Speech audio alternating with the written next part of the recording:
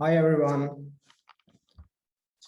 Thanks for attending today for the DeZIM workshop series. It's the first of our three-time DeZIM workshop series. We are very grateful to have Hugo Micheron today. This series is funded by the DeZIM, which is the German Center for Integration and Migration Research.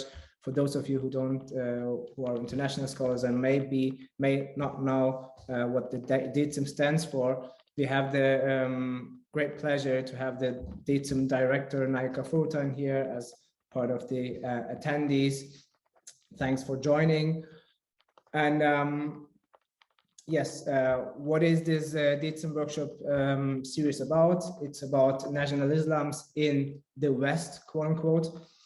We'll have three events. For the first one starting with Hugo Micheron, who will present on the French Islam and the Islamist threats to French Islam. Next week, at the same time, we'll have John Bowen, who will present the British Islam in comparison to the French Islam. And then on December 16, we have the pleasure to welcome Nadia Marzouki to present her take on the American Islam. So who is our guest today? Our guest is Hugo Micheron. As I introduced him to you, he's a postdoctoral fellow in Princeton, and he is the author of the Jihadism français. I don't know whether you'll leave a couple of words on you. If that's the case, I'll keep it short here. I assume that many who are interested in the topic know you already, so I really look forward to your presentation today. Just some technical notes for the participants. The Q&A section on Zoom is enabled, so feel free to pose your questions in by using the Q&A function of Zoom. However, there is no chat function enabled for participants. We didn't want you to engage in parallel discussions while we have the presentation or the discussion afterwards. The idea is that Hugo will present for an hour, and then we'll have half an hour, maybe 45 minutes for the Q&A part of that of today's event. We'd like to close at 5:45, but we might extend to 6 Central European time, the latest. That was it from my side. I really look forward to your talk, Hugo, and to the discussion afterwards. Yeah. Thank you very much, Osgo. I'm delighted to be here. Hi, everyone. So my name is Hugo Mishran. I'm a postdoc research affiliate at Princeton University, and I'm mostly working on the Syrian crisis and its consequences for Europe as a whole, and especially Western Europe. So my take is that I've done my PhD on a phenomenon that became quite important politically and socially speaking, which is the French jihadism. So today we'll address that, but also we'll more broadly talk about the evolution of Islam in the West and in France with relation to that phenomenon. We'll try to decipher both trends and to look as well as the relation between the two. So in the first part of my presentation, I'll insist on the jihadi trend and what it reveals of past trends in Europe since the fall of the Berlin Wall, since 1989. And then I'll come back to more broadly the idea of the evolution of Islam in the West and what's at stakes and the challenge that lie ahead. And so I'll be more than happy to discuss with you about all of these issues. A few words of presentation, so of myself and my work. I've done my PhD between 2013 and 2019 on the phenomenon of French jihadism. What I've tried to do is to understand the dynamics of European jihadism, looking at the places where jihadi, like Europeans joined jihadi organization in Syria. So like to map it and to make a geography of the phenomenon. I'll address that later. And for that purpose, I've conducted intensive field work and interviews in specific areas where we noticed that there was a high number of persons who were joining jihadi organization in Syria and Iraq. First fieldwork. Second fieldwork, it was the other end of the spectrum, which is the Levant. So I used to live in Syria. I've learned Arabic there before the war in 2008, 2009. I went back in 2010 as well. But during the Syrian war, it was quite difficult to access, at least for the kind of field work that I wanted to do. So I've documented the phenomenon from the peripheries, namely Iraq and northern Lebanon, and as well as Turkey. I've conducted interviews there with either Syrian refugees who fled both ISIS and the Syrian regime, but also Kurds fighters and so Peshmerga fighters in Iraqi Kurdistan, but as well as some Jabhat al-Nusra members in northern Lebanon. This was completed by a third fieldwork, which actually became the most central one for my work, which was the French prisons, where jihadists, be them returnees from the Levant or people arrested on the national soil, ended up. And therefore, I realized while I was actually conducting my research on the ground that out of a sudden, the prisons were sort of a central place. Actually, it was a place where I could directly reach jihadists, European jihadists, where I could actually conduct interviews with them, either as a group. So I've met them by a group of 10 to 12 activists, or individually. I've conducted interview, like one-on-one interview with them, for a total of 80 persons that I've met, which is, to my knowledge, maybe one of the biggest, if not the biggest, sample in qualitative social science in Europe on the matter. And so I try to document it, both in the neighborhood where these persons were coming from, the place of expression in the Levant, and the prison where they either ended up or like pursued to a certain extent their involvement. So this is the research. Since then, I've developed new ones on European jihadism. So I'll try to make some parallels as well with the German, the Belgian, the Netherlands, and Swedes and Danes situations as well. So without further ado, I would just like to start with the geography of jihadi phenomenon, and we will sort of then move in part two on the consequences and challenge for European and French Islam. So I would like to share some slides here. Here you go. I think you can see my screen at that moment. So yeah. So let's. Here you go. So you see that's the figure of jihadists who joined ISIS by region. So as you can see, Europe right there is like quite well represented. So actually, like the up-to-date figures is more like around 6,000. And this is very helpful to understand the geography of the phenomenon that I wanted to talk to you about. So if you look at where these 6,000 European fighters are coming from, we'll be surprised to see that actually most of them are coming from a few handful of countries.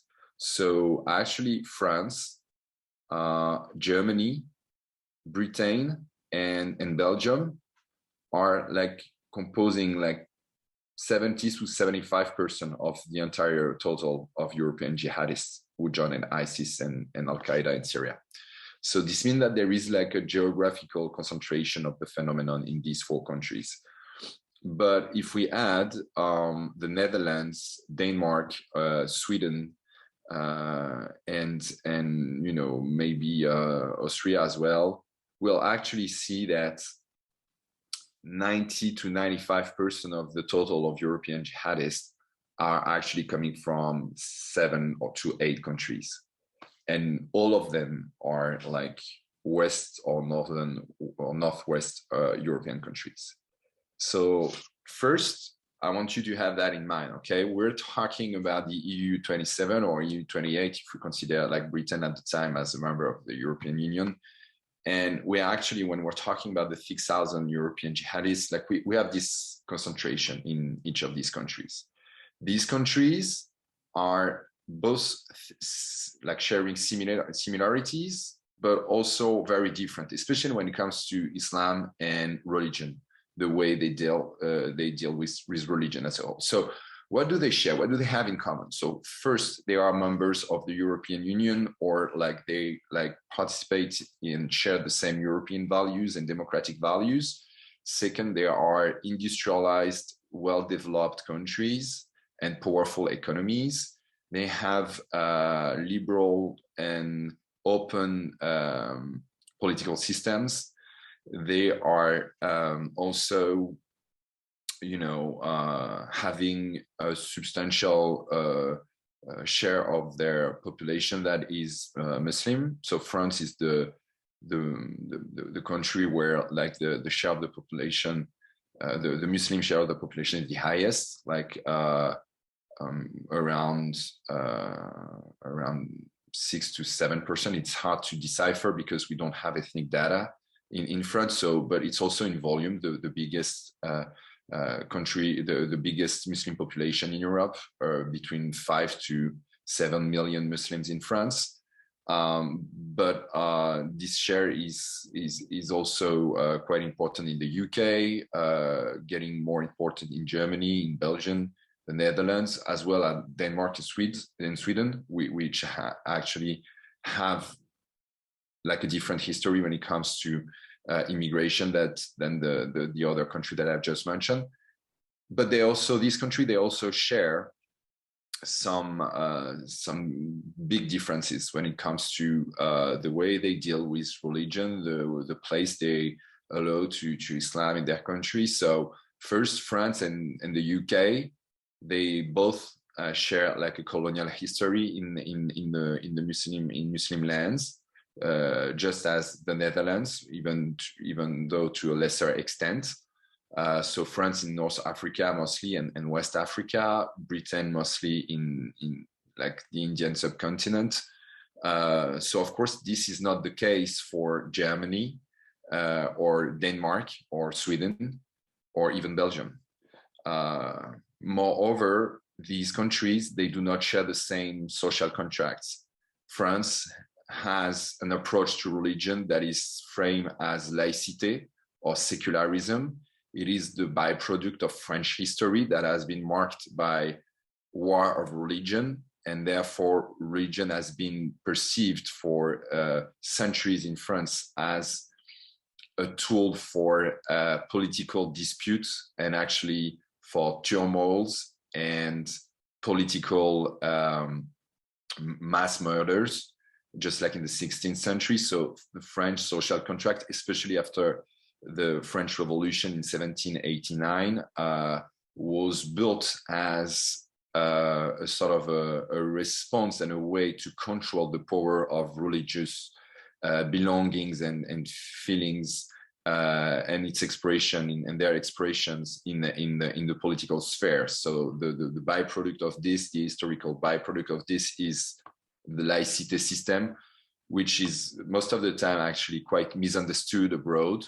So to put it in a nutshell, we can say that laïcité is the way that the French state and the French society find to neutralize the expression of religious belonging in the public square that were perceived as divisive in France, and therefore to organize a sort of a common and shared neutral public square for everyone. So it's not, as it is often presented, like a sort of a war on religion that France is doing. It's most actually, at least in its principles, it is a way to sort of set up a level playing field for religion, not to be in competition with one another in the public square, but actually to be able to develop in the private sphere and in the private square. So France is recognizing, different religions and different sects, but it's not perceiving the expression of religious belonging in the public square as something that is producing a common ground for the development of French citizenship. So let's, of course, if you have questions about it, and do not hesitate to ask me, I'll be happy to come back on these notions in the Q&As, but that's the first thing that I want to say. This, when it comes to France, is very specific and actually quite misunderstood because it is very specific to France and French history. It's quite the opposite to what we will see in the UK, for instance, where religion and cultural expressions are perceived as actually a perk for producing some strong bounds within communities that as a whole will coordinate and as a whole will participate in the development of the national identity of the UK. So in the UK, the system, the social contract is actually quite in favor of the development of religious affiliation, in the very same way that in France it is actually perceived as a negative assets for the development of a common sense of belonging to the French identity. In Germany, and I'm sure you know this subject way better than I do, Germany, let's say, to put it very simply and actually a bit schematically, Germany is quite in the middle. There is a cultural understanding of Germany as being tolerant towards the development of religion, but in the meantime, as far as I understand, the development of a sense of German nationalism has also been understood as as sharing a common set of cultural values, and therefore there is like it's a sort of a very schematically a combination of the UK approach and the French approach in the sense that is mutually inclusive and exclusive. But again, don't take me for an expert of the issue, right? I'm just trying to organize a setting here. And again, we'll see Belgium more like as a sort of a that is tantamount to I mean, the approach of the Belgian case is more closer to the UK system, even though it's way more decentralized than in the UK. You have more and more power given to local authorities to organize, and therefore, also because of the administrative but cultural fragmentation of Belgium, like the development of local sense of belonging is very powerful. And then you have Denmark, Sweden, and to a certain extent as well the Netherlands that are in a different approach to that. The Netherlands has built a system around the idea of multiculturalism. The Netherlands has a history that could be traced back to the 17th century and even before that, of cultural and religious tolerance that have shaped its national identity. For instance, that is in sharp contrast with France. There was no political murders in the Netherlands between the 17th century and the murder of Theo van Gogh. So it says a lot about like a country that have like a sort of a very long tradition of cultural tolerance, whereas in France, as you know, it has been quite a mess in the same over the same period of time. Denmark and Sweden are very interesting as well, because just like the Netherlands, they have like a very short history of welcoming immigrants from Muslim backgrounds. So when in France, the UK, Germany, and Belgium, the immigration has mostly been a work and a labor immigration that could be traced back to the 60s and 70s when it comes to Muslim people. In Denmark, in Sweden, or Norway, it's more like an immigration that comes from the 1990s and mostly made of refugees from war zones such as Somalia or the Middle East, Palestine, for instance, and so on and so forth. So they don't share the same history. So all in all, to put it in a nutshell, we have countries that share like certain sets of values. They share like common political principles. They, of course, are converging inside the European Union.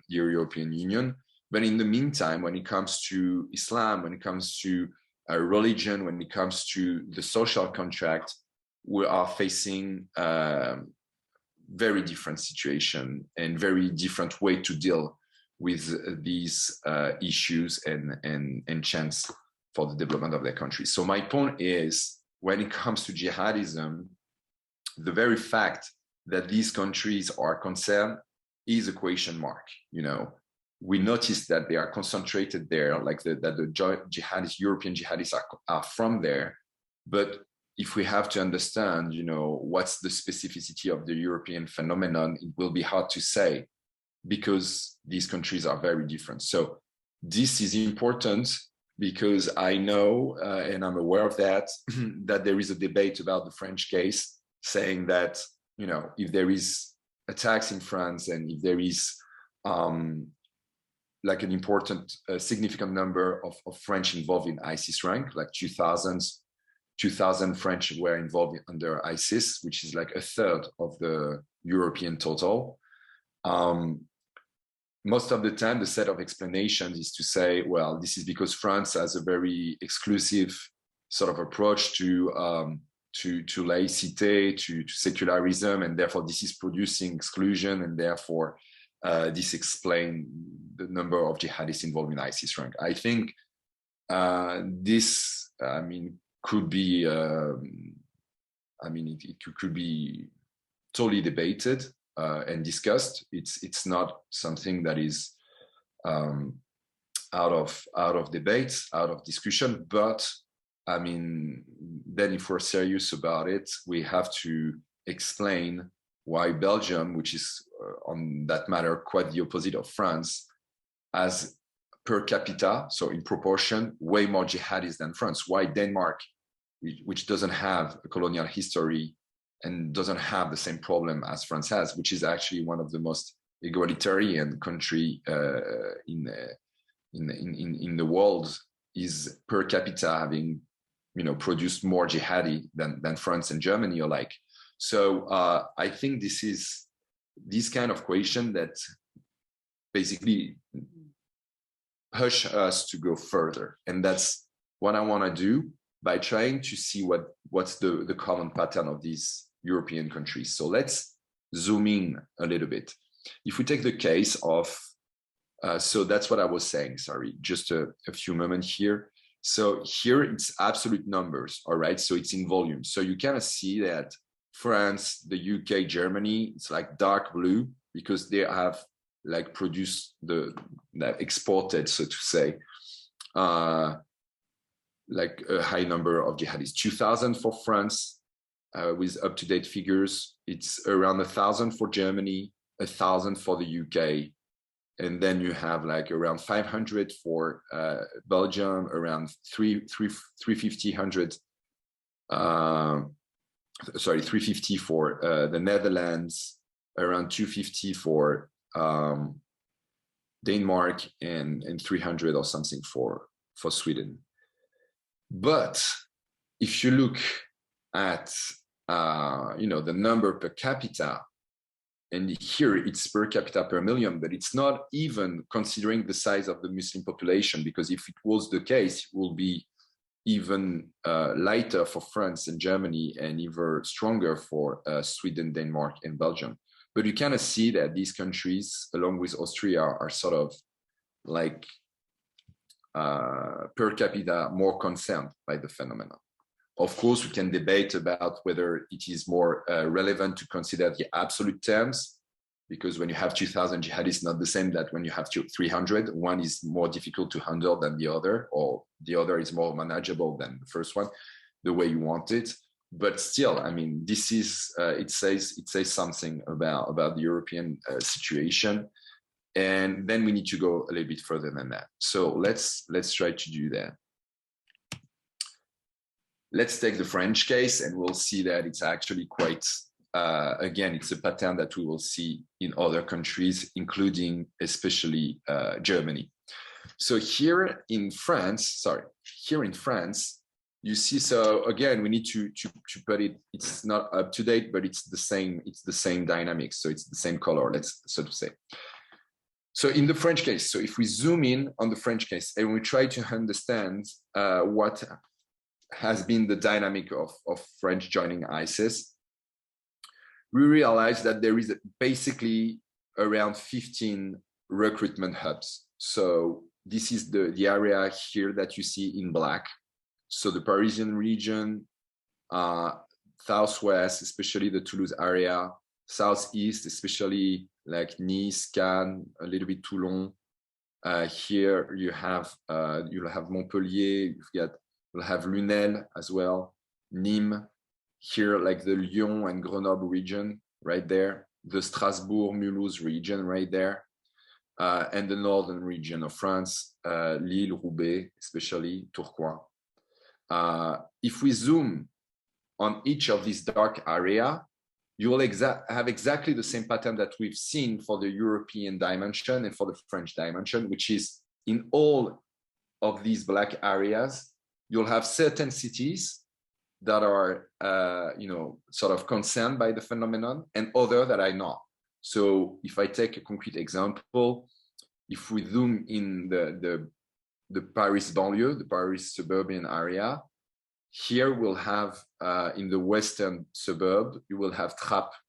Trappes it's a city that produced that sent 80 jihadists to Syria and Iraq, and just next to the river, like a few kilometers up Trappes, you have another town which is exactly the same. It's sharing the same socio-economic factors, socio-political indicators, same demographics, same population, same share of people from Muslim backgrounds, so on and so forth, same criminality rates, so on and so forth.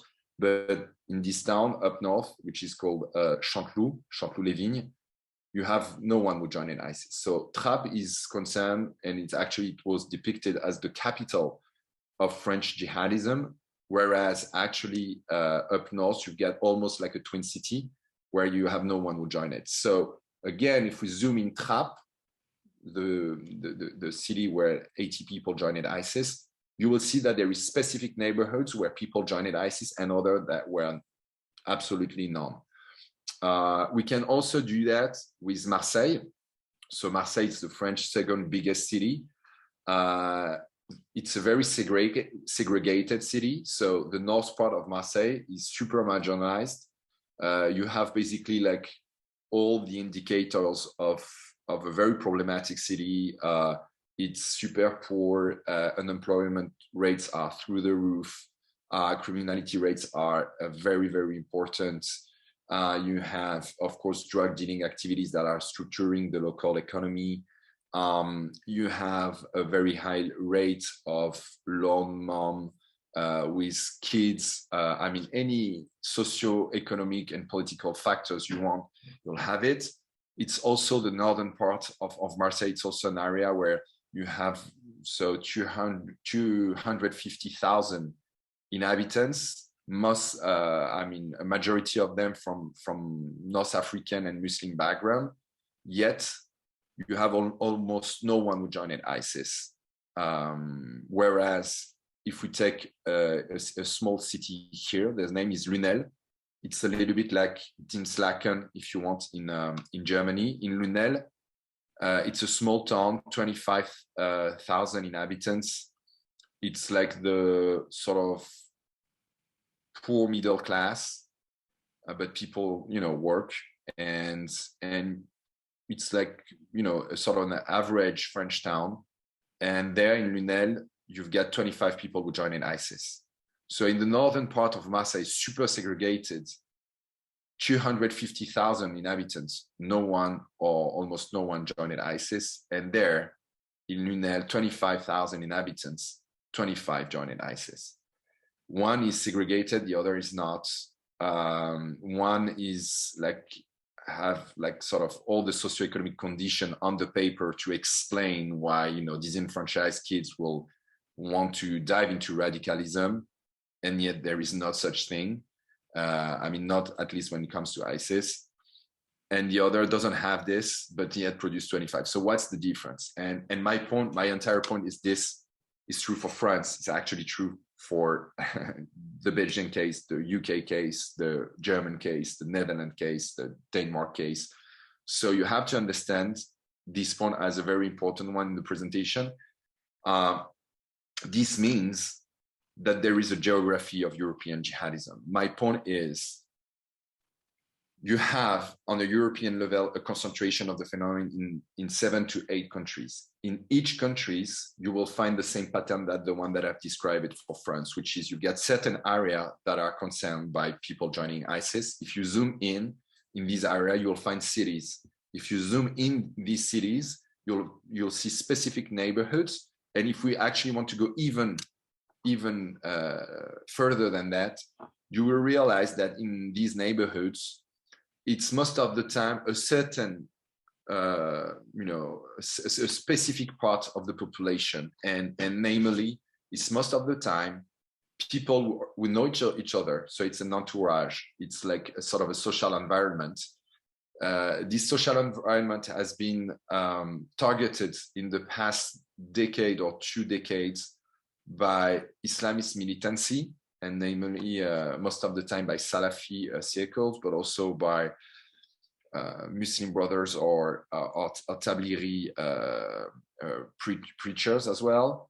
And if you want to see, what do they share as well, it's like most of the time they have been visited in the past decade or 2 decades by veterans of certain jihads, such as the jihad in Iraq in the 2000s, the jihad in Algeria in the 1990s, or in Chechnya or in Bosnia in the 1990s, or even by vets from the Afghan jihad in the 1980s. So my point is that in this geography, this jihadi geography is also connected at some point with the presence of activists and Islamist militants and jihadi militants, historical figure of past jihad, have targeted these areas most of the time because they saw in the first place that there were the presence of other Islamist movements that were like sort of working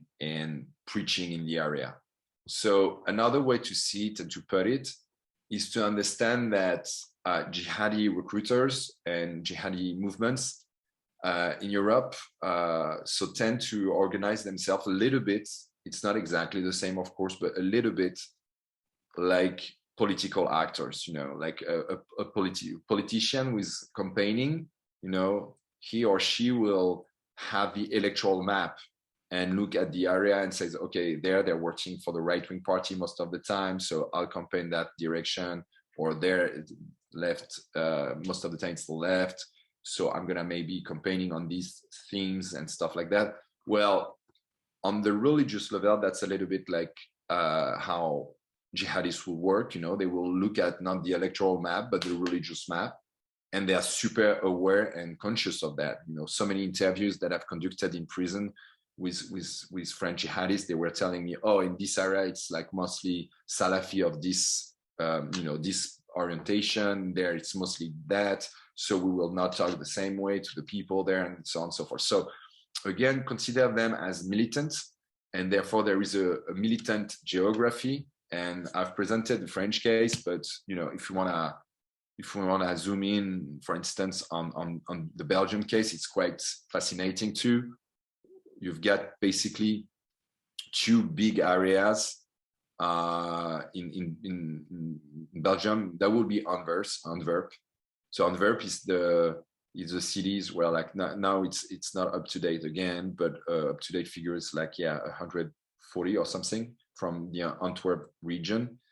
And this is important because Antwerp is the richest city in Belgium. So that says something that will like a little bit like Lunel, you know, which is like sort of the average French city, where Antwerp is the richest. So again, socioeconomic factors alone cannot explain why jihadists are joining. And the region of Brussels is also like has provided the highest number of jihadi to Syria and Iraq. So for instance, the French speaking part, which is the poorest of Belgium, has not produced that much jihadists relatively to the Brussels region and Antwerp. So it's the same if we are looking at Denmark again. We'll have this thing too. Like for instance, Aarhus region, Copenhagen have been the two main region.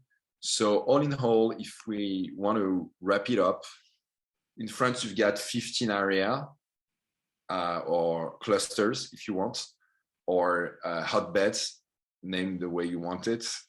In the UK, it's between 10 to 12. In Germany, it's around 10 as well, 8 to 10. Belgium is 4 to 5. The Netherlands is 3 to 4. Denmark is 3 to 4. Sweden, it's like around 5 to 6 region and hotbeds in the country.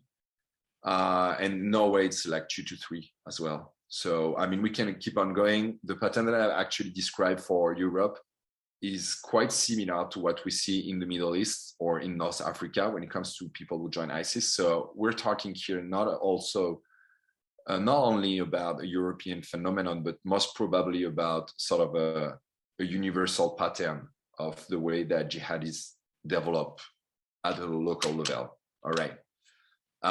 So I think this is very important to bear that in mind, because it allows us to go beyond the specificities that are most of the time used to explain quite rapidly a dynamic that is quite complex, namely the fact that France has a very specific understanding of secularism, or on the opposite side, that the UK is too tolerant and has been sort of tolerating extremism in itself. I mean, we have to go like beyond these debates, and we have to get to the technical aspect of it. And that's what I want to do in the second in the second part of my presentation before like exchanging with you and discussing about your remarks or responding to your questions. So what about the French case? If you wanna understand my point, I think at this stage you get that for me, the French case is like not as specific as we tend to present it, first. And second, if we want to understand the development of European jihadism as a whole, or French jihadism in particular, then we need to dive in very specific area and see what's the connection point between all of these. All right. And so the French case is not specific, but you will not get it if you're not getting into the specificities of it. You see my point. So another way to put it is that jihadism has a sort of a pattern for developing itself that is quite universal, but wherever they are, they will adapt to the local context. And I think that's very important to get that, because that's one of the difficulty of dealing with the problem. And the way they will adapt to it is like both politically and religiously. So religiously, I've just mentioned an aspect of it, which is that the fact that they decipher quite rapidly what's the religious field in presence. So if they will go to a certain area and they will see that there is some Islamist preacher, they will try right away to understand what's their approach, whether they are mostly Muslim Brothers or Tablighi or Salafi, for instance. They will not behave the same way with all of these three. Or if there is none of them, they will act differently as well. So that's one aspect of the religious dimension. But what about the political aspect? What struck me a lot in the French case, and actually from what I understand from the Belgian case and the German case as well, is that they are also politically active. So to put it differently, we tend to see jihadism as terror attacks, right? Like for us, like jihadism equal attacks. What we don't get is that it's not right. It's not true. Like jihadism is not tantamount to attack in the sense that attacks are the byproduct of jihadism. It's they are the consequences or the outcomes, if you want, of jihadism. So there is a jihadism that exists in European society between two attacks. That is very important to understand that, because if we're only focusing on the attacks, we're only focusing on the consequences of it, and we are missing the point. My point is to say that if we want to understand the dynamic, why we had 6,000 Europeans who joined ISIS, we need to go back in time and look at the trends on the local level. And what we will see, first, we'll see that there is a history. If there is a geography of the phenomenon, it means there is also a history of it. So like a way to put it is that Salafism or jihadism didn't came out of the blue. There was at some point somewhere someone who was the first one jihadist in the area. And this is very easy to actually trace back that on time. And for all the area that I've mentioned, the one that produced or sent people to Syria and Iraq, we see like they have all in common the fact that vets from previous jihad in the 1990s were active in this area, so were recruiting. But how did they recruit it? I've mentioned a religious aspect, the spread of certain approach to Islam, a very specific, a very orthodox and very conservative, to say the least, interpretation of Quranic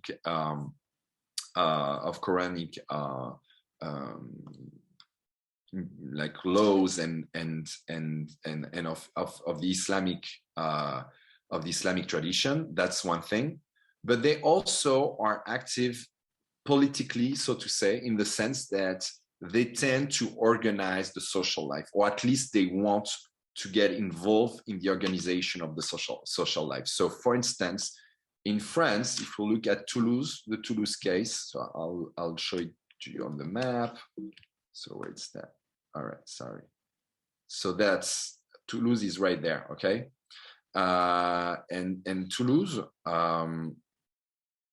in Toulouse, you'll have like around in the entire Toulouse area, it will be like around 80 to 100 people who joined ISIS. And it's also the region where like the Clan Brothers are coming from. The Clan Brothers, they are the one who praised the 13 November attacks 2015 in Paris. So the like sort of French 9/11. It's like a comparable figure in Germany will be like DeZIM, you know, a guy like this. Maybe the Clan are even like sort of, they have a higher status than DeZIM, but it's like very famous guys in France. And the Clan Brothers, they are from Toulouse.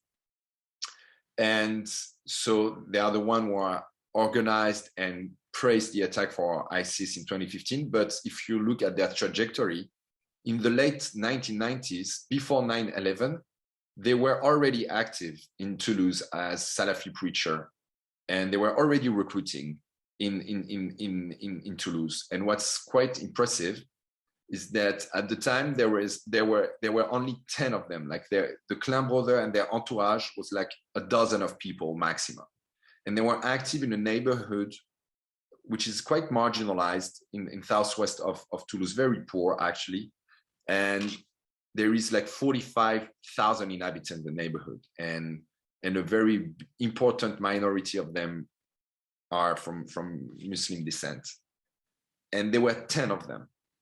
My point is they were like a very tiny minority inside the population of the neighborhood they were living in. They were depicted in the late 1990s as lunatics. They were perceived as crazies, as people who were very extremist. They were actually quite rejected by the Muslim population there because they were converts. They were very extremist, and they were like considered as lunatics. Their wives and sisters were like fully covered, and this was not the custom at the time in this neighborhood. So they were presented as as deviant Muslims. Yet by the end of the 2000s decade, so like 10 years after that, from 10 people or a dozen of people around them, they were 200. They sort of gathered like a bigger community of 200 people. And how did they do so? They did so by funding schools, by like private schools, by organizing certain sports activities.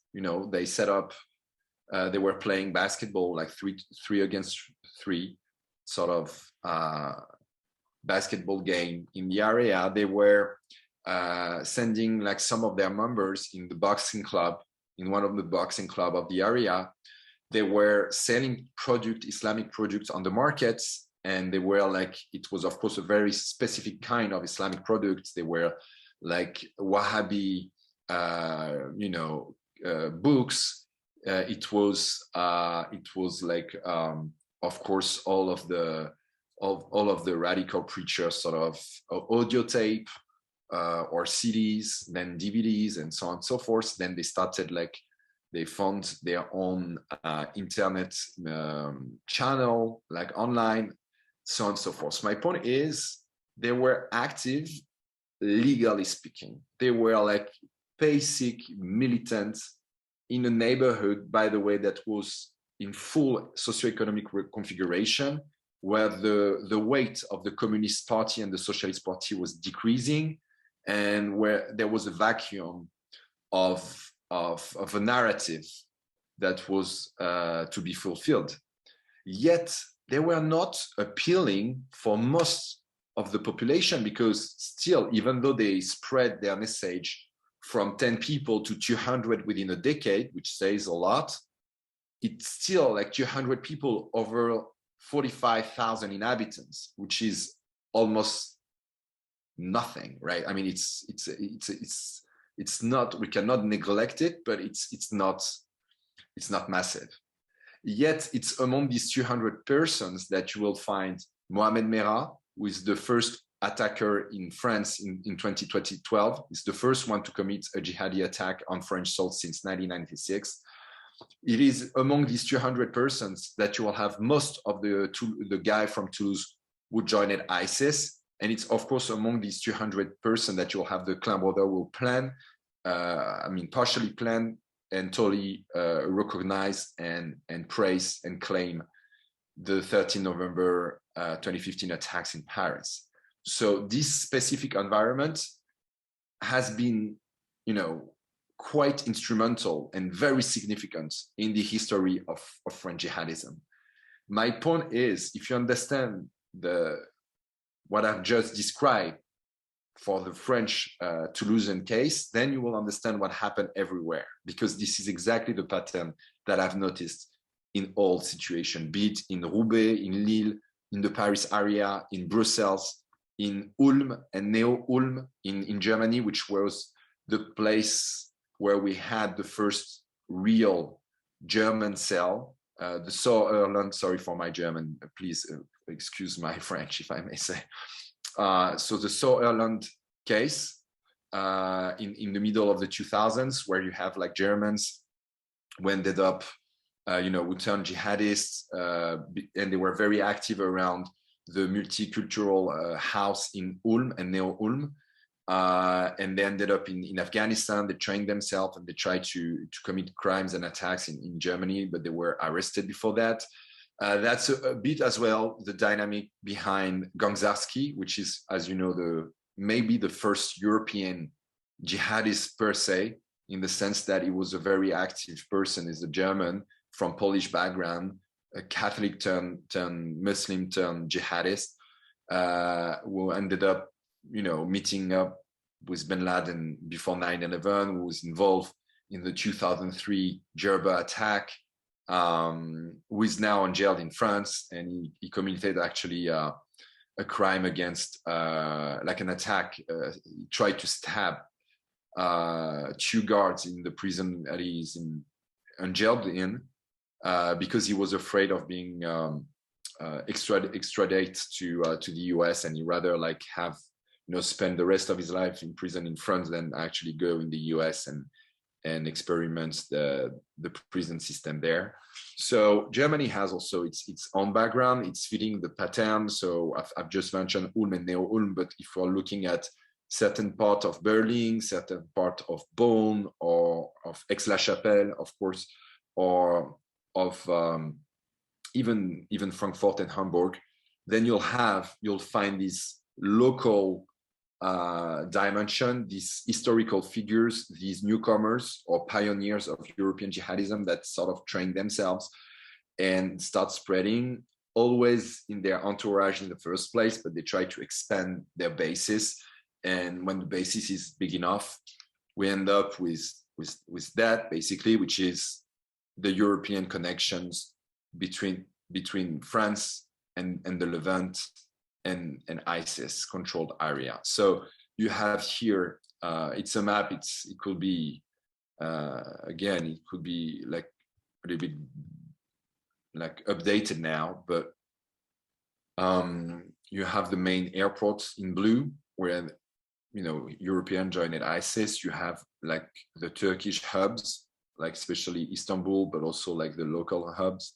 And they were also using boats from Bari to Greece, also sometimes from Venice to the Balkans. And then you have on the opposite direction, the refugee crisis there, which ended up like creating so many political turmoil in Europe, especially in Germany and France, but actually all across Europe. And here in dark gray, you've got ISIS at its acme. So if you want to actually look at, here it's ISIS from its acme to its fall. So you see the light gray area is ISIS at its fullest, and then the dark gray area is ISIS at its smallest after like he lost and then it ended up in 2019 as just like a small enclave, and now it's eliminated as such, as a territorial entity. But my point, and maybe I'll conclude by that, my point, you get it, is that jihadism is not coming out of a vacuum. ISIS, in that sense, is not a revolution. ISIS is like revealed trends that were there in Europe and developed in the past 30 years. Trends that are both specific to the national contract of European countries, but also like express themselves in the same way most of the time, regardless of the social contract of these countries. So if we want to understand, how come we have now French, Belgian, German, Austrian, Danes, who were like citizens of European countries before becoming jihadists and before turning their weapons against their fellow citizens. If we want to understand that phenomenon, we need to look at history. We need to look at this geography.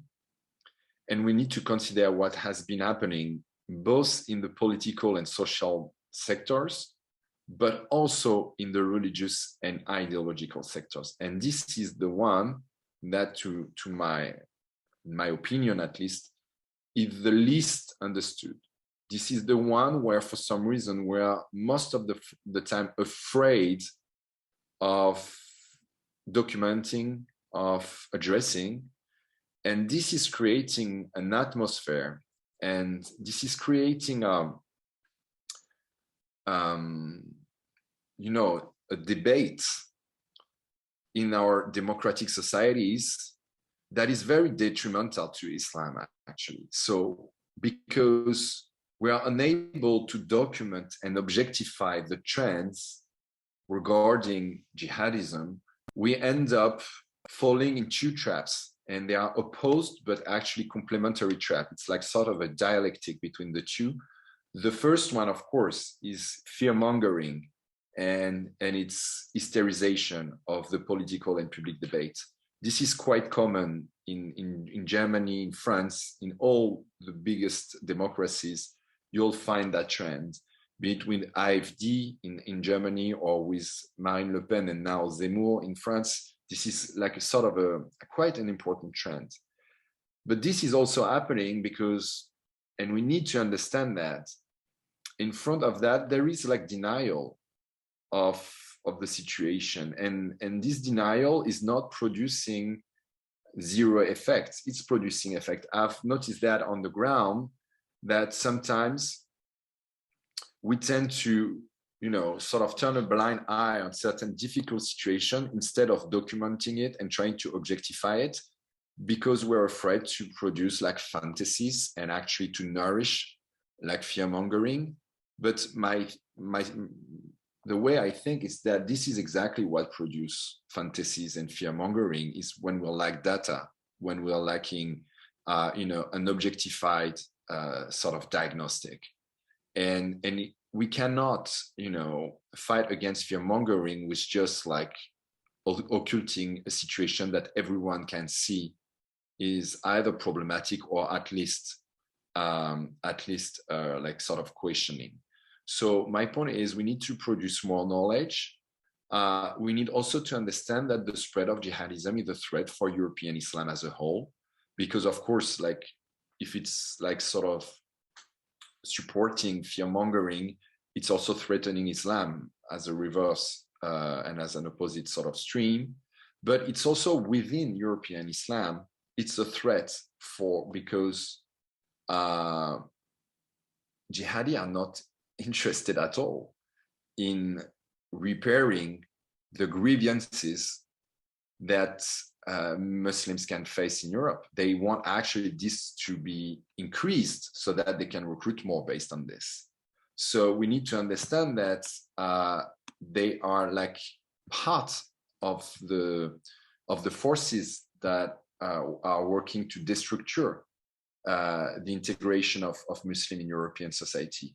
And this is sometimes quite confusing in the debate, because for some reason we tend to victimize a lot jihadists, and we tend to understand, to miss the point, not to understand that they have their own agencies. Like jihadists are responsible actors. They understand what they are doing and why they are doing it. And this is most of the time it's not well understood.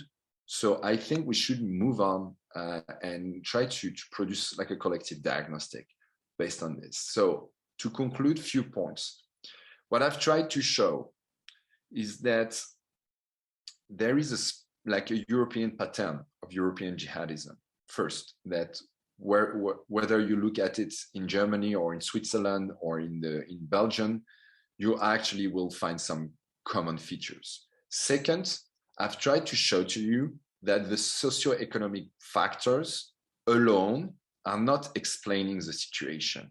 Ulm and Neo-Ulm in Germany, where like the first German cell was developed, is not what we can call a poor and a deprived city in Germany, right? I mean, correct me if I'm wrong, but it's not a ghetto. It's not It's not like a French banlieue. It's part of the German tech belt, and we cannot explain the rise of a jihadi cell there just by the socioeconomic factor. This is true for the entire phenomenon. Having said that, and I want you to understand me very clearly on this, I'm not saying that socioeconomic factors are not playing a role.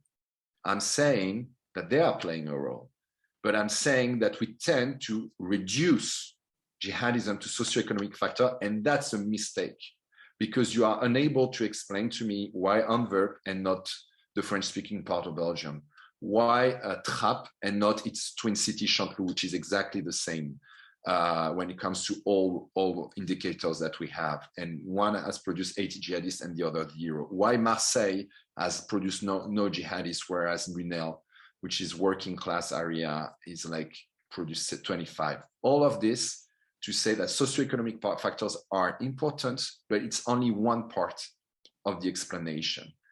You have to complete it with another one, which is the socio-religious development.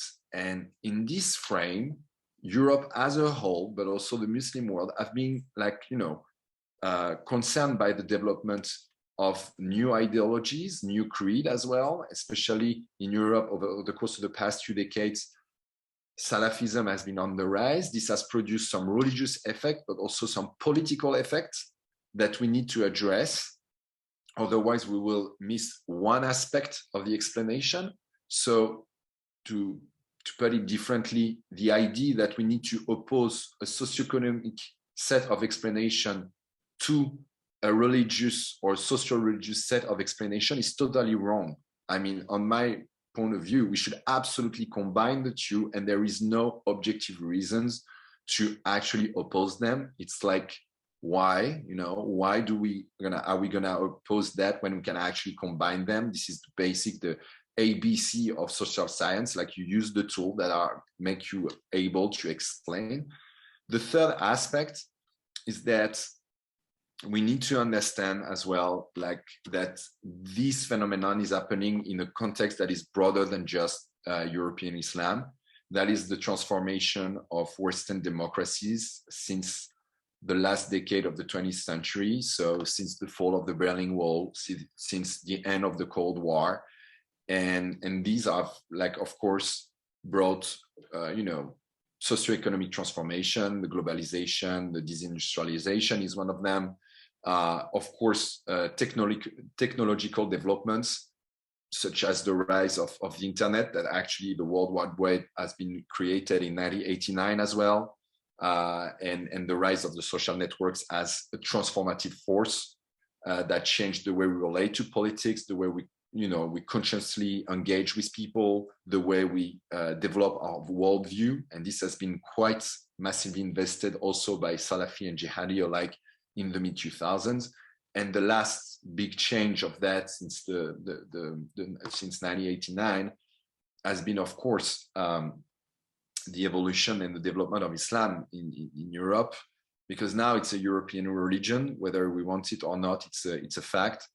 And therefore we need to be interested in its development and what's happening inside of it, and not deal with Islam as if it was alien to Europe and to European history. It's been now 50 years then this religion is like developing in Europe as European components. And I think this is the responsibility of all, and not only of Muslims, to actually pay attention to what's happening inside of it, and not just constantly reformulate some accusation that are leading to division more than to providing explanation and solutions. I'm stopping here. Thank you so much for your passions. Have been quite long. And I'm right there to answer to any remarks or question you may have. Thank you very much. Thank you, Hugo, for this very insightful presentation.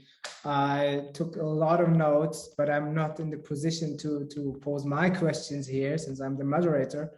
I'm inviting the participants to enter their questions in the Q&A section of Zoom, and Yeah, so I'm waiting for your questions in the Q&A part of Zoom. Please don't use the chat function because there is none in your screens.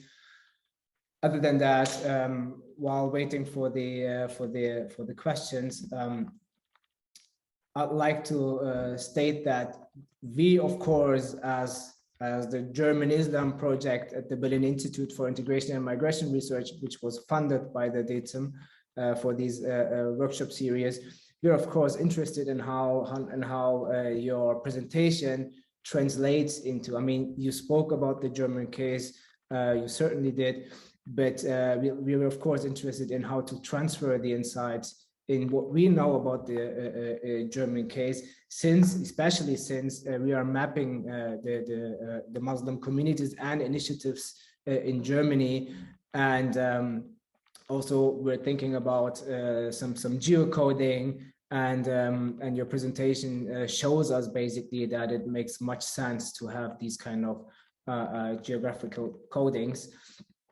Having said that, I'm looking again at the Q&A part. It doesn't seem that there is a question so far. Oh, there is one because oh no, no one arrived. Yes. So our director, the BIM and the DeZIM director, Naika Furtan, has a question. I'm just reading it loud instead of summarizing it. Dear Hugo, thank you also from my part very much for your insightful presentation. I wonder if you could elaborate a little bit on specifics that have to do with national policies towards Islam and Muslims in France. So would you say that while jihadism is a supranational movement, there are national political paradigms that can favor it? And what could that be, for example, in France, apart from Lycite? Thank you again very much for your lecture. And I see there is a second question that I will answer afterwards as well. Thank you very much, Professor, for that question. I think first off, a little bit of background about France. France has the biggest Muslim population in Europe and actually in the West. All right, so depending on the estimation, it goes between 5 to 8 millions. All right. Second, France has the biggest Jewish population in Europe. Third, France has a very long established tradition of Catholicism and of Christian heritage in Europe. It has been depicted for thousands of years as the daughter of the Catholic Church in Europe. And fourth, France, which also has been, concerned and by the religious war in the 16th century, is also the champion worldwide of secularism, known as laïcité. So what I mean by that is the situation in France is quite interesting when we're talking about this, because it's also the here of a colonial, history in Northern Africa and in West Africa that is not to be, discarded when we're talking about these issues. So to put it like more simply, I think that the French case is very complex, but it has also it's quite paradigmatic. So if you understand jihadism in France, I'm pretty sure you understand jihadism elsewhere, because it sort of like concentrates every factor that you can imagine. Also to be noted that most of the time when we talk about the French case, we forget what I've just mentioned, at least for the size of the Jewish population, the size of the weight of the Christian heritage, and the weight of France as being the champion of secularism, which is of course a response to the weight of the Christian heritage in the first place. So laïcité in France has been developed as a response to the power of the church, the political influence of the church within French state affairs. It was developed after the French Revolution and throughout the 19th century as a way for the French state to build itself a legitimacy and to be in control of political matters. So they sort of pushed back the Catholic Church influence by developing secularism that took the shape of the Lycite in 1905. So in the first place, Lycite is not at all something that has been developed as a response to Islam or to development of Judaism. It has been a way to sort of neutralize the church as a political element in the French states, all right? And so with the development of Islam in France from the 60s, 70s, 80s onward, the question of laicite faced a situation that has never been thought of by the lawmakers of 1905, which is the development of a minority, of a religious minority even though in the French context we never will use such a term, but in the British one I can use it, of a religious minority in France that is rising. That is a new one, historically speaking, at least on the way it's settled in France as part of the labor immigration and their descendants as French citizens. And this was a new thing. You have to bear in mind that the laicite was developed in 1905, not only as a way to neutralize the political power of the Catholic Church in the French affairs, but also as a way to protect minorities such as the Jews, the Protestants, and also like develop like a secular, zone in France where religion and religious belongings were not the prime determinant of who you are, where you can actually, free yourself from your origins and developing your own identity, what was developed in France as political and personal emancipation. And this, of course, in the 80s and 90s, with the settlement and the development of a French Islam, because we are the second generation of Muslim at the time in France, is sort of reformulated in a certain way. First, because you've got so many, and it's also a trend that is not well developed and not well understood, but because at the time and still since then, a very large component of French from Muslim ascendants are totally fine with laicite and are totally and perceive it as a way to actually emancipate themselves from their milieu, from their, from their origins, and actually develop themselves as French citizens as such, with, a religious affiliation, a religious identity, or just with this being in the private aspect of their life is not a problem at all. So we tend to forget that for a majority of French Muslims, there is no question about it. The debate is more detrimental when it comes to that, because the debate is difficult in France about it, because we have different stands, we've got different approach of laicite, but as a whole, and I'm basing myself on some field work that I've conducted in the past decade there, I've spent years and years talking about these issues. It's not always as conflicted as a conflict as it is presented. So that's one thing. When it comes to the debate about laicite, it's twofold. On the one hand, there is there is loads of attacks from Islamist movement, especially those around the Muslim Brothers and the Salafi that perceive laicite, and I think they understood how powerful this idea is.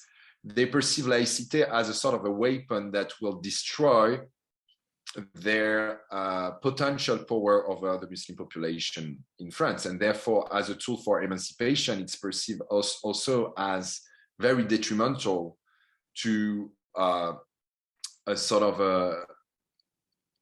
an Islamic definition of their identity. So the fact that laicite is sort of relegating your religious affiliation to the background and to the private square is sort of perceived as a threat by these movements. And therefore, there has been like a continuous sort of campaign against laicite by these movements for that reason. The second aspect is that there is also a debate within the laicite, the laic sort of spheres as well. It's not unified.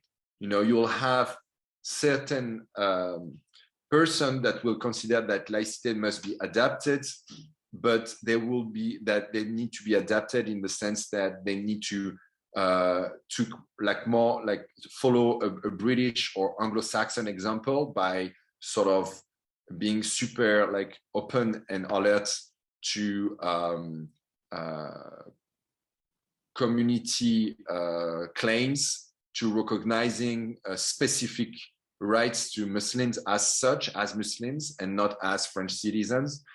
And you've got another stand that consider that actually laicite was developed to control political push from any religion, and therefore it is well adapted to respond to some demands by some groups within Islam that pretends to represent the entire Muslim population in France.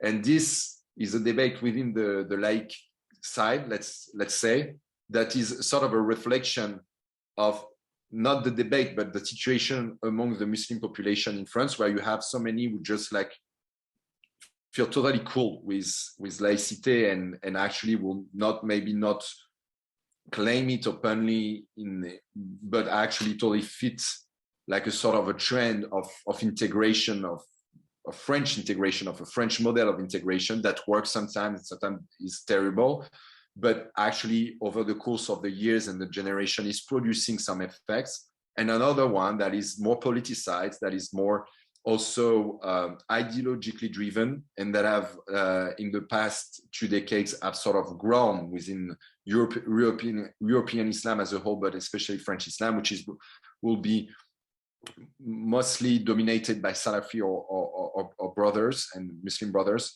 that will attack France specifically on that aspect. And they understood to that extent, I think, that the French model and the French laicite is the sort of the lock. And if you open the lock, then the French like sort of Republican model will be dismantled in a certain way. So that's why in the past decade you've seen also like jihadists talking a lot about this. They understood that that's how. To conclude for my answer, I want to say that the French jihadists that I've met, the ideologues one, the one that like are articulate and actually think about all of these, they told me that they consider France as the battlefield for the ideological war against the West, and they were like specifically targeting France for that. They were saying like, if we like are able to sort of win the ideological war in France, to actually make you renounce to certain of your principle, I'm pretty sure we will be able to do the same elsewhere in Europe. And that's very interesting. It's also a very French stand, by the way. Like, even though they are jihadists, they still think in the French way. They still think that France is the political lighthouse of the Western world, right? So anyway, that's one point that I wanted to say. I don't know whether I exactly answered to your question, Prof. But let's get back to it. If I'm not, I see that there is other question. Osgur, yeah. Yes, and I have to note that the others cannot see the questions, so I okay. be the person to read them out loud. The next question, and I will combine 2 questions. The question comes from Professor Hilary Silver from Brown University. Her comment is, wow, can you say more about the very local venues in which radical Islam develops? Certain kinds of mosques, prayer rooms, madrasas, businesses, or other institutions? That's the question for all. And I'd like to combine it with Emeti Morkoyan's question, who is a PhD candidate in the German Islam Project, who also asks for these the local structural factors, but coming from a different position. She asks for the role of Muslims and Muslim authorities in these local venues to resist jihadi mobilization. So there are questions about the social environment, one which asks for how the radical Islam develops, and the other one asks what role Muslim authorities play in resisting or preventing from jihadi mobilization. Very good, very interesting question. So for Professor Hilary Silver, I think, yeah, what I've meant by the local aspect of it is that they will target specific areas. For instance, in the case of Toulouse, the Klein brother, when they arrived in Toulouse, the first thing they do is they map the area, and they're like, okay, this mosque is directed by a Muslim brother. This mosque is infiltrated by Tablighi members, and this guy, this imam, is quite radical, and that's how they connected with different milieu. So, for instance, they ended up, following classes like evening classes with former GIA fighters, so the Algerian jihadist fighter. There were two of them, and they were settling in the same neighborhood, and they ended up, following evening classes with him. So they were like sort of indoctrinated by him, and then they recruited more people in the Tablighi milieu, and they took like one or two of them, they gathered them, and that's how they proceed. So definitely it's certain kind of mosque. What they do is, like, most of the time it's two different kinds. Either they target like very large mosque, because when you have very large mosque, it's very difficult to control, of course, everyone's point of view and everyone's ideology and so on and so forth. So when they go there, they notice, the groups where you see, young that looks quite conservatives, or and they most of the time operate right outside of the mosque, at least in the 1990s and 2000s.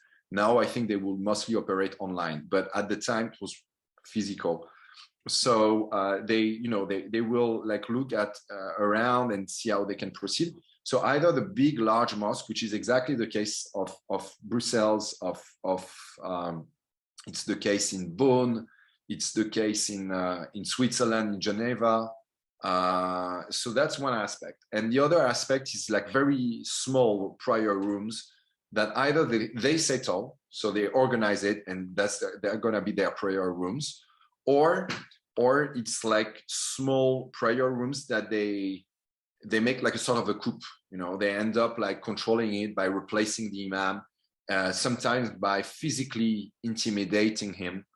And this has been the case in so many places, even in London, even in big mosques. Abu Hamza al-Masri, was like a jihadi recruiters linked to Afghanistan in the 1990s in London, and he was involved in the 9/11 attacks. He like literally took over the power in Finsbury Park Mosque by threatening the imams and his followers there. So it can work in big mosques, in small mosques, but so that's one thing. Also, they most of the time tend to organize classes, durus. So they do that in apartments, and they have, or either in apartments, by the way, or like in rural areas. For instance, the Sauerland cell was famous for that. Like they went to the mountains to sort of like do some campaign of ideological awakening for them and for their followers. And also, you should never forget that what's happening in Europe also happens elsewhere. And we have a common pattern in Europe of people who join madrasas abroad. So in the 2000s, it has been mostly like Cairo, Salafi Institute in Cairo. In the 2000s, it was also Salafi Institute in Damascus, especially the one of Abu Nur. I was in Damascus at the time, and I remember like seeing some European Salafis there. It was also Yemen at the time, in Damaj, in the Hadramaut region, if I'm not mistaken. And nowadays, it's you will have so many people who join Nouakchott in Mauritania, where they organize some institute as well. You still have Cairo, and other area in the region. So like there is also like these guys go and train themselves in Salafi Institute abroad, and to that extent, actually, ISIS was sort of like the continuation of that, because so many joined ISIS because they wanted to train themselves as as a step further, and joining a jihadi organization appeared to them as a sort of just like you will do like a linguistic sort of training during a summertime. Well, some of them were thinking this way when they joined ISIS as a way to improve their knowledge and understanding of jihadism. They have also some businesses, of course, institutions, NGOs. So my point is they tend to organize themselves also legally. And that's maybe a way for me to relate to Rami Ali's question. He's providing very good point, I think, saying, you said that attacks is not jihadism, but what about Idarat al-Tawahush, which is the management of savagery. The English translation will be the management of savagery by a very important jihadist ideologue. Maybe actually it's several guys. His name is Abu Bakr Naji, and basically they said that they need to manage a territory, and they need to commit attacks in it. In Europe, especially, and that Europe is a battlefield, and they need to develop jihadism there. I think it's very important. You're right. I'm not saying that committing attacks, bombings, so on and so forth, is not part of jihadism. What I'm saying is that this is the end of the process, because in order to have people who are able to carry attacks in Europe, you need to have troops who are already ideologized. And therefore, if we're only focusing on the attacks, we arrive at the end of the movie.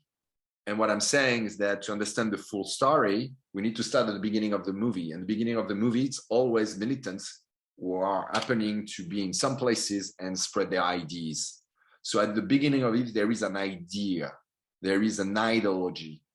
And you can kill a jihadi organization. You can destroy a jihadi organization, just like ISIS in the Levant at the moment, even though there is still some shreds here and there and some clandestine sort of networks. But you can physically destroy their states or so-called state.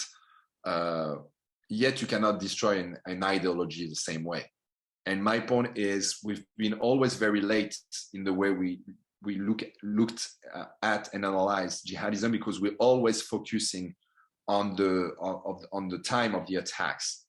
We don't get what's happening during the reconfiguration period, and we are at the moment in one of these reconfiguration moments where ISIS as a territorial entity has been destroyed.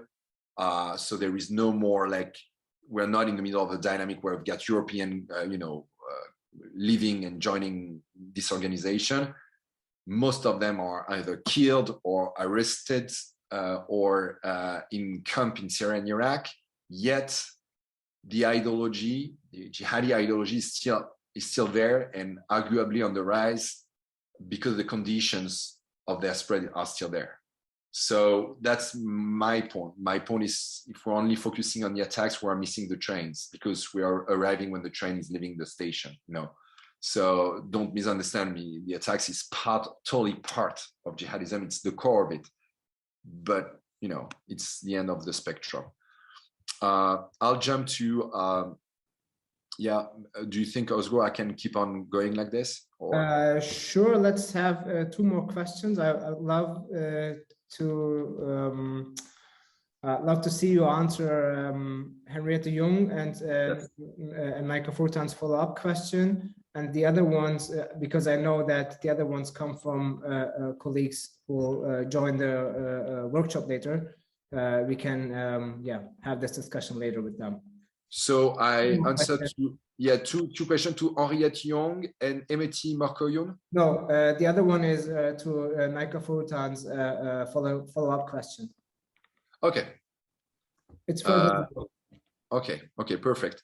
So, regional rivalry between different Muslim extremist groups in Europe. Yeah.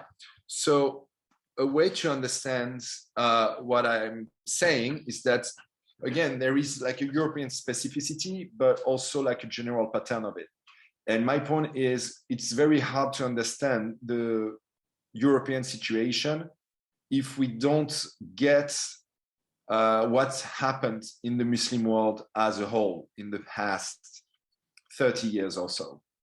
So the situation in Europe is, to this extent, a sort of a copycat, or at least a transplantation of other dynamics that have been happening in the Muslim world. So over the course of the last 50 years, we've been seeing like conservative movements rising everywhere in the Muslim world. And this, of course, has consequences on European Islam, because it's not disconnected, or at least not totally disconnected from these dynamics.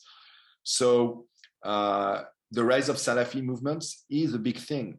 It's not like a detail, you know, because Salafism, of course, it's a religious movement, but it also produced a new definition of the Islamic identity. And therefore, by doing so, it provides a new way to relate to certain sets of cultural values that are deemed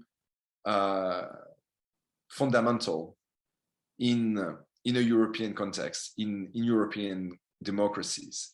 And therefore, if this movement is spreading, it changed so many things in the way that Muslims will relate to the European system, and the way that the European population will relate to Muslims, because they will perceive them as culturally different, as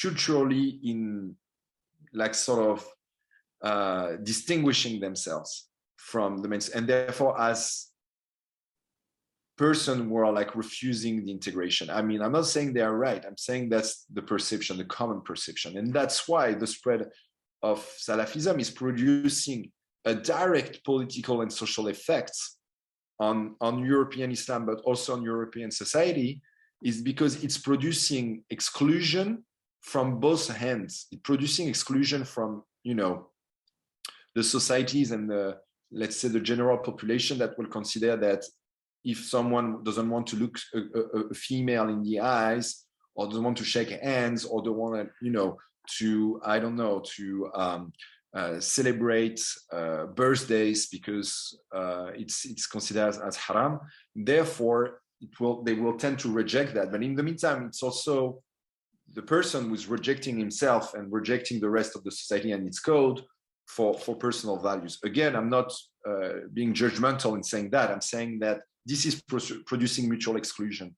So the persons, the pundits who say that Salafism is just like, you know, sort of a very orthodox view of religion, they tend to overlook that it's actually having concrete and political expression in the public square. And therefore, the spread of Salafism over the course of the last 2 decades, it's in itself an ideological revolution that happened within European Islam. And therefore, we need to focus on this as well. I'm not saying that Salafism is jihadism. I'm saying that there is bridges, and I've met enough jihadists to understand that these bridges are most of the time ideological. So that's one thing. The second stuff is how we can respond to that. And I think that we need to understand that we can, but first we need to be less paralyzed by jihadism, and to be able to engage again and look at what's happening within, you know, Islam in Europe. And therefore we need to train more people, because you know, when I've met jihadists, they were telling me that they have like 2 sort of what they call like intellectual softwares. I'm not sure it's the right word, but that's the word they use. And they were saying like, we think as French because we're French, but we also have a second one that is like sort of produced by the jihadi doctrine, you know, by the jihadi creed. And the person was like, I'm able to translate between the 2. But most of French people, they only have the French understanding of the situation. They don't get why we do things based on the jihadi, creed and culture and values, whatever, you wanna, if you wanna call it values. My point is, this is why most of the time European jihadists tend to know us better than we know them. It's because they have both sets of understanding, and we only have one. And I think we need to train more people who are able to understand what they are doing in their own terms, and therefore translate that in the public debate.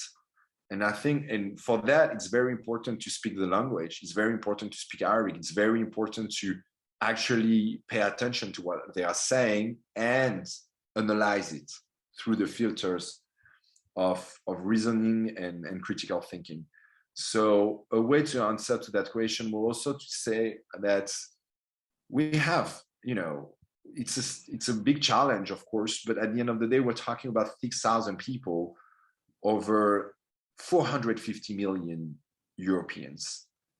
We're talking about 6,000 people who, as dangerous as they are like challenging a continent that in the past century, not to say more, like in the past 300 years, have faced basically everything that we can imagine in the world history, right? So we have the resource, internally speaking, we should have the resource at least to answer to that challenge. But we need to address it and stop pretending it doesn't exist, or stop pretending that we're gonna disappear. And this is, I think, the narrow path that is now at stake, that we need to develop. Because if we don't, the 2020s, I think, could be the make or break decade. I mean, if there is another event happening in the Levant, another crisis in Syria, in Iraq, wherever, and the dynamics between Europe and these areas might be bigger. And if they are bigger, it will be more difficult to handle it, both on the security aspect and on the political aspect. And this is the big question, right? Because with only a few thousand, they were able to challenge the security status quo, to produce so many political reactions. So I think that we need institutionally, but also on the ground, to put people who are able to tackle this issue. That should be a priority. My understanding of it is that jihadism is not only a security issue. It's, at the end of the day, it's a political and social one. So that's maybe my final words. I'm so sorry I could not answer to all the questions you had, but I'll deal with some of them for the rest of the conversation we'll have. And you can always contact me directly. Especially since I'll be in Germany in the winter, so next winter. So if ever you want me to pop by, I'll be delighted to meet you guys. I'll be having a tour, COVID permitting, of course. So don't hesitate to reach me out directly on my Princeton email address. Thank you so much, Dr. Zlatan, and thank you all of you for having me. Thank you so much, Hugo, for replying to the questions, for your great presentation. We really, and I think I can talk also for the other participants, enjoyed your presentation, and we learned a lot. So first of all, thank you. Of course, I have to thank again to the DeZIM Institute, but last but not least, I'd like to thank the people who were conceptually and intellectually behind this event series and today's event. These are the PhD candidates, Emmet Morkoyun, Nader Houtayed, Fatima Essayed, and Rami Ali, and also, of course, our student assistant, Enes Saidam. Thanks so much to you guys for organizing this event series through our project. So that was it for the participants. Thank you for joining. Have a nice evening or a nice day wherever you join from. We look very much forward to seeing you again.